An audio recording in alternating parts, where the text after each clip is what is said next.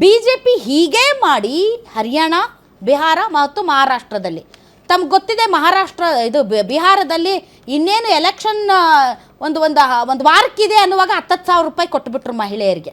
ಅದೇ ಇಡೀ ಮತದಾನ ಪ್ರಕ್ರಿಯೆಯಲ್ಲಿ BJP ಮತ್ತು ಅದರ ಅಂಗಪಕ್ಷಗಳು ಸಿಕ್ಕಾಪಟ್ಟೆ ಮೈಲೇಜ್ ಸಿಕ್ತು ಮತ್ತು ಅವರು ಅಧಿಕಾರಕ್ಕೆ ಬಂದರು.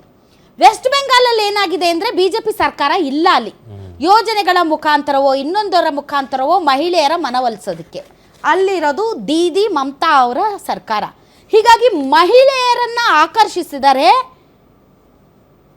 ಸರ್ಕಾರ ರಚನೆ ಮಾಡೋದಕ್ಕೆ ಈಸಿ ಆಗುತ್ತೆ ಅನ್ನೋದು ಬೇರೆ ಬೇರೆ ರಾಜ್ಯಗಳಿಂದ ಗೊತ್ತಾಗಿರೋದ್ರಿಂದ ಈಗ ಮಹಿಳಾ ಬಿಲ್ಲನ್ನು ಮುಂದಿಡೋದ್ರ ಮೂಲಕ ನಾವು ಮಹಿಳೆಯರ ಪರ ಇದ್ದೇವೆ ಅಂತ ವೆಸ್ಟ್ ಬೆಂಗಾಲ್ ಬೇರೆ ಬೇರೆ ರಾಜ್ಯಗಳಲ್ಲಿ ತಮ್ಮ ಒಂದು ವೋಟ್ ಬ್ಯಾಂಕನ್ನು ವಿಸ್ತರಿಸಿಕೊಳ್ಳೋದಕ್ಕೆ ಅಥವಾ ವೋಟ್ ಬ್ಯಾಂಕನ್ನು ಪುಲ್ ಮಾಡೋದಕ್ಕೆ BJP ಈ ಸ್ಟ್ರಾಟಜಿ ಮಾಡಿದೆ. ಅದಕ್ಕೆ ತರಾತುರಿಯಲ್ಲಿ ಅಧಿವೇಶನ ಇಟ್ಟಿದೆ ಅನ್ನೋದು ಮಮತಾ ಬ್ಯಾನರ್ಜಿ ಹೇಳ್ತಾ ಇರೋದು.